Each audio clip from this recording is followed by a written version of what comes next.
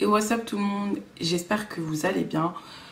Aujourd'hui, j'aimerais vous parler de la situation actuelle en République démocratique du Congo. Je dis la situation actuelle, mais c'est une situation qui dure depuis des années. Il aura fallu une semaine pour que nous nous rendions compte de ce qui se déroule actuellement dans la région nord-est de la République démocratique du Congo, à Beni, faute de couverture médiatique. Depuis des années, un groupe de rebelles nommé ADF, c'est un groupe ougandais qui existe depuis 1995, terrorise les civils congolais, viole les femmes, tue les enfants, tue les hommes, viole les bébés, viole les enfants, pille la région nord-est de la République démocratique du Congo quotidiennement. À l'heure où je vous parle, la situation est encore critique dans cette région de la République démocratique du Congo. Et tout cela se produit sous le regard et les actes fantomatiques des casques bleus de l'ONU qui ont une base à 10 km de là où se produisent ces massacres. Ça se produit aussi sur le regard et les actes fantomatiques de l'armée congolaise. Le but du groupe en question n'est pas forcément d'attaquer notre gouvernement.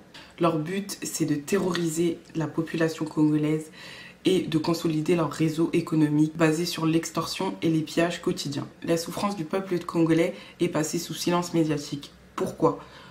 Les enjeux économiques que représente la région nord-est de la République démocratique du Congo et de ce que représente la ville de Beni pour ce pays. Beni fait partie des 9 villes socio-économiques de la République démocratique du Congo. La province de Nord Kivu, où se situe la ville de Beni, renferme des minerais comme l'or, le cobalt, le coltan utilisé notamment dans la fabrication des téléphones mobiles. Tout ce que le peuple congolais, mon peuple, subit actuellement dure depuis des années et quotidiennement.